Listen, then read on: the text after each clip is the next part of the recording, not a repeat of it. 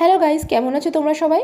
আর আজকে সকালটা শুরু করেছি ছেলের খাওয়ার দিয়ে। দেখো এখানে মুড়ির গুঁড়ো খাওয়ালাম ওকে। খাওয়ানোর পর ওর অবস্থাটা তোমরা দেখতেই পাচ্ছ, সারা গায়ে মেখে কী হয়েছে। আর এখানে দেখো সকালের টিফিনের জন্য চাউমিন সেদ্ধ করতে দিয়েছি, আমি আর মেয়ে খাবো।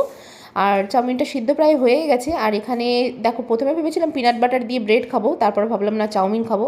তো এরকম আমার মুড চেঞ্জ হতেই থাকে।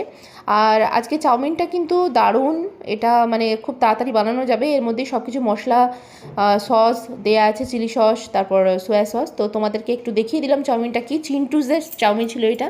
আর এখানে একটা দুধ গরম করে রেখেছি। চাউমিনটা অলমোস্ট আমার সিদ্ধ হয়েই গেছে। আর তোমাদেরকে আজকে একটা জিনিস দেখাবো, দাঁড়াও। এই দেখো, আমার জানলা দিয়ে বাগানের পিছনটা দেখা যায়। বাগানে একটা পেয়ারা গাছ আছে, আর পেয়ারা গাছের ডালগুলো পুরো আমার জানলার কাছে চলে এসছে।